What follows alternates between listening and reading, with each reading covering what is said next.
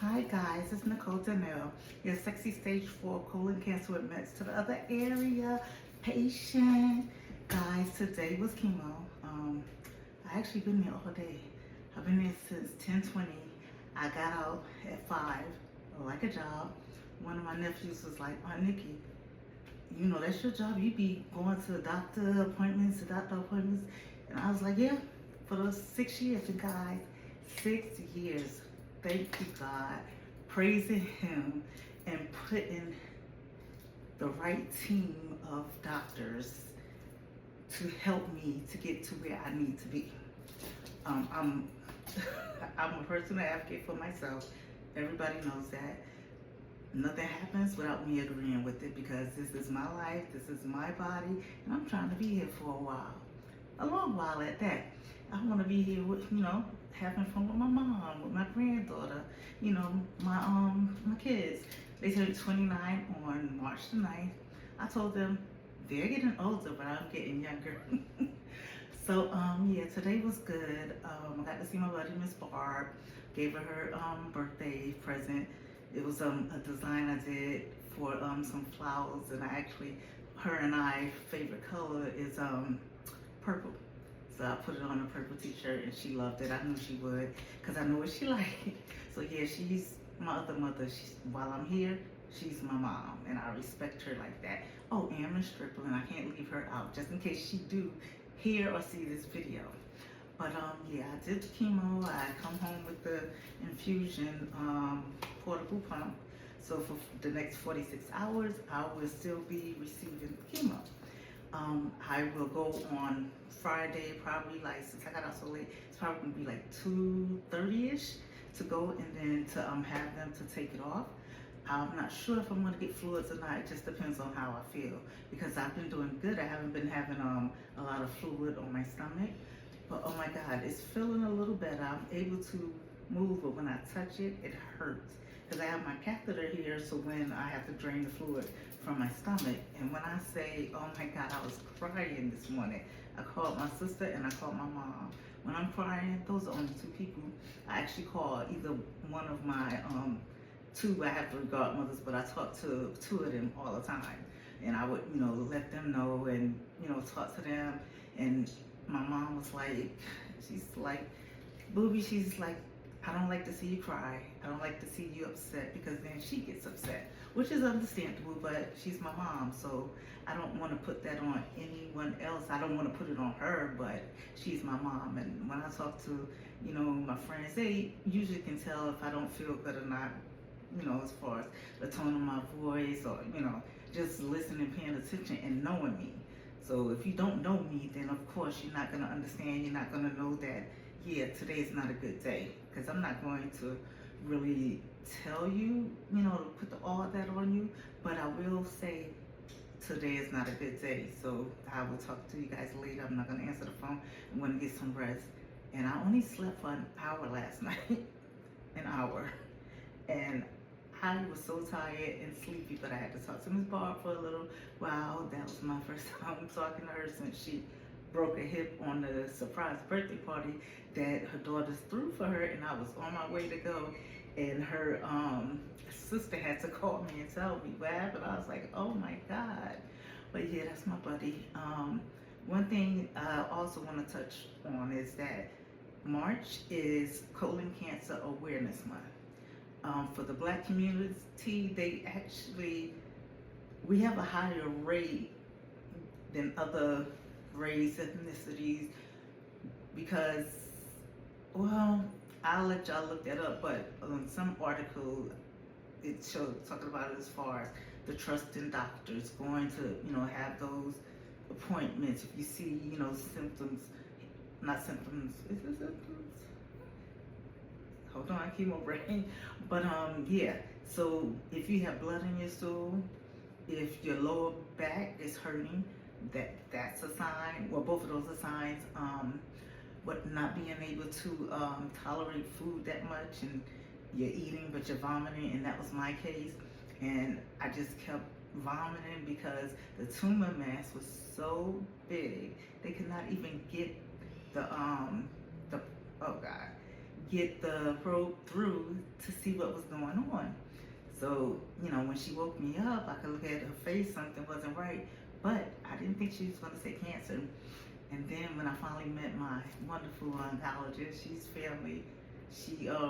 Y'all probably saw some pictures with her. She went on a walk with me. I just love her. I tell her that all the time, and she tells me she loves me back. And I tell her, look, we're like this. I talk to her about other stuff as far as what's going on with me, so that she can know as far as, oh, this might be causing this might be too much stress for you, because she noticed that with certain talks that we did have before, I would go in the back and they would hook me up to chemo.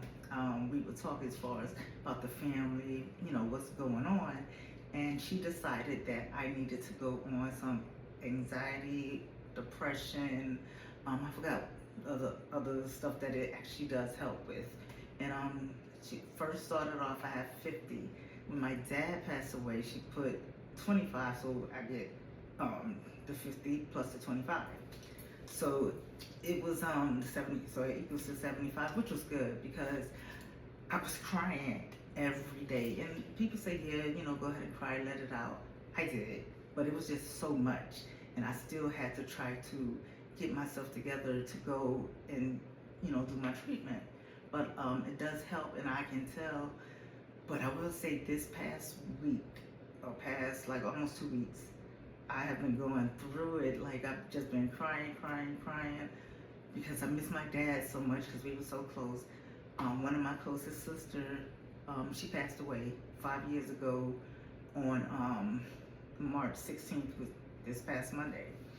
And so that too, and I found the picture that we took, the last picture I took with her. She came to see me, and she, wanted to see the baby because Brazil, my daughter, had already had the baby, and as she was able to see her great niece, which is my baby.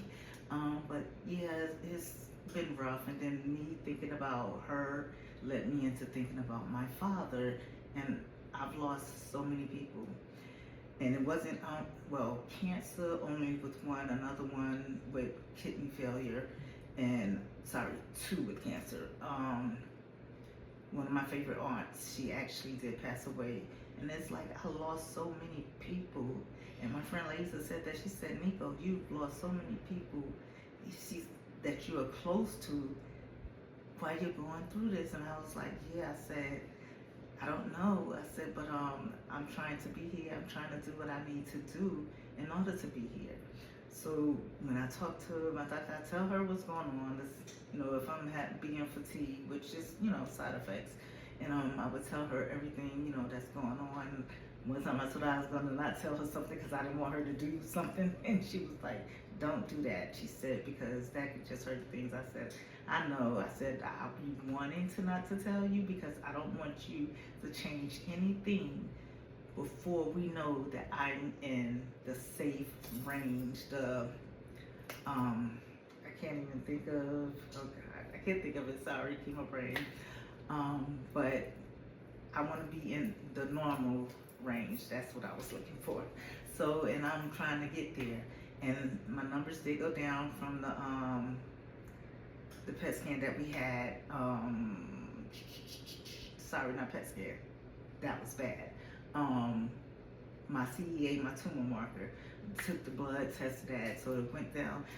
I have to come back with that. I did say it on another video as far as what the numbers was, how it came. And if y'all hear a funny little sound, it's this. It makes a sound every time. I guess it's going ahead and releasing as far as how much you need to within the 46 hours.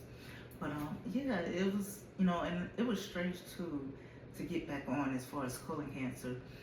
I had 3 of the symptoms, but I didn't know anything about colon cancer. I had never heard of it.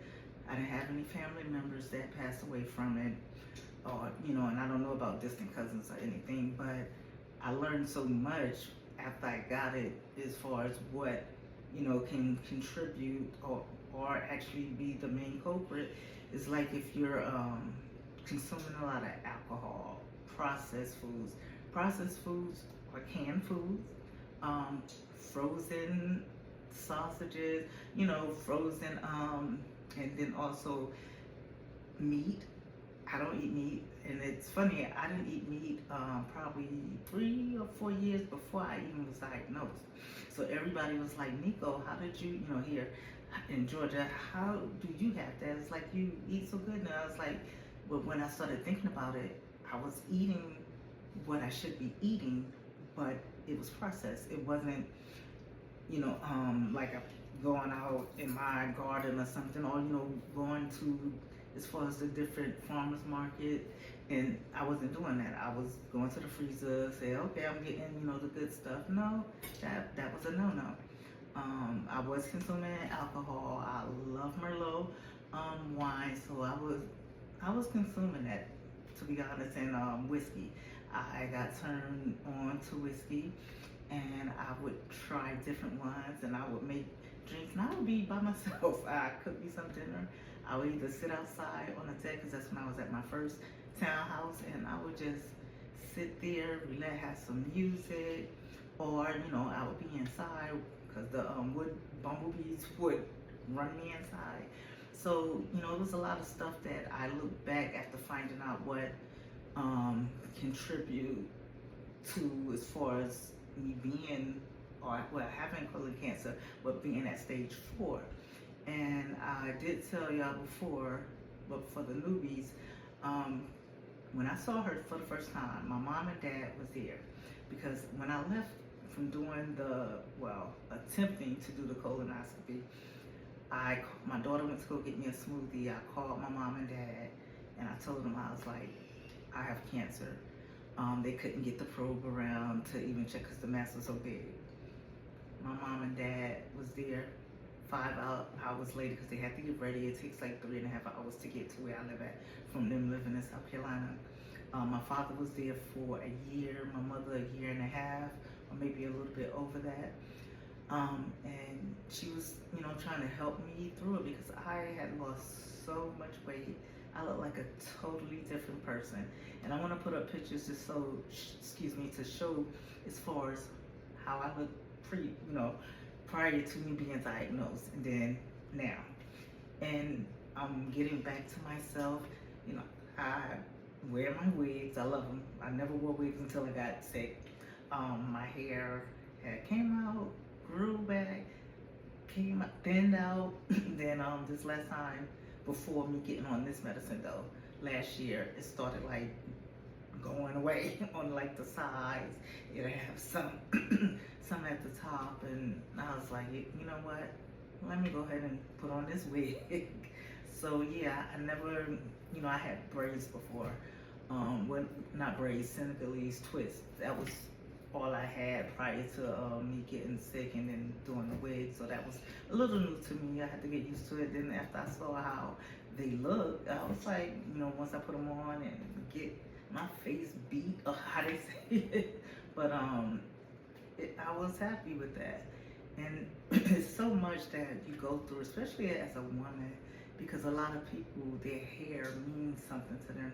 They feel more like a woman, with the hair, with them going through this process. Because I know, like with breast cancer patients, they lose their hair automatically. With colon cancer, sometimes you do, sometimes you don't. So, it's just different things that you have to be aware of too. Just pay attention to your body. It'll tell you something is wrong, and you need to listen. And you need to even, they put the test in, you can go and have a colonoscopy at 45. Well, I found out at 44. So if I would have waited, I would not even be here doing this video with you guys. So, but I was glad I listened to my body. I knew something wasn't wrong, but of course I didn't think it was cancer, let alone colon cancer. And it was stage 4, because it had, when it's in the colon, and then it goes to a distant organ, which most people I know, it goes from the colon to the liver. That's how mine was. I had a couple little, as far as tiny masses within my lungs. Nothing to worry about, because the medicine that I take for everything else is taking care of that, because I didn't even know about it. So I was reading something, and me and her talked about it, because we never talked about as far as the lungs and everything. We talk about, my kidneys, because I have a kidney stain. I have a nodule mass on my kidney, on my left kidney, and and I'm sorry I keep on saying but but this has been a journey. It's been great.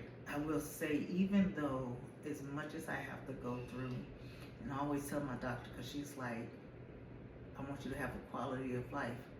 I told her, I just want life.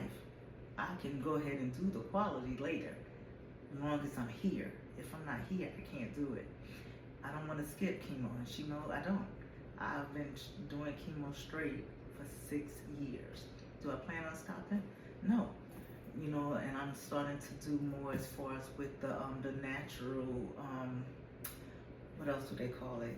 You know, I got the chemo brain, but when you're using supplements as far as to fill in for some of the stuff that you've lost, because you want to rebuild your cells, healthy cells, and you need to be consuming stuff that will help kill the cancer cells, which you go online, you could do the research, because it's like they have soursop is a good one. Soursop leaves. I have the tea, dandelion, is it burdock fruit? Burdock fruit, I think it is. I will put that in my smoothie. It's just different things, and I had a book too that tells you as far as what supplements are good to not replace, but to rejuvenate and have that to grow into a positive cell, so that it can kill the cancer cells, because that's what you really want to do. You want to just kill them, get them out the way, so you can start living like you should. And it's like my body has gone through so much, and it's like sitting down for long periods of time. When I get up, it's like, oh my God, it's like I feel like I'm about 80 or 90 years old. And it's like, because I've went through so many things. And, you know, to hear that is not talked about in the Black community, that's bad. But you don't know unless you know. So as far as paying attention to your body, write down anything that it's doing that it normally doesn't do. You go speak to your primary care if you have to have like a referral, and because you've shown signs, they will approve it. They should, because you're able to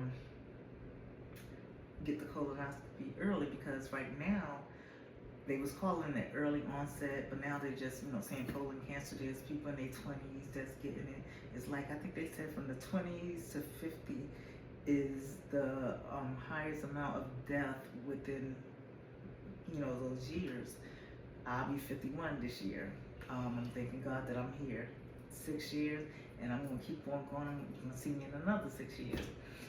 And I need to start working out. I did start back doing my yoga last night, because I need to stretch. I need to help my limbs, and bones, because chemo kills all the cells. Your body goes through so much, and some people was against it.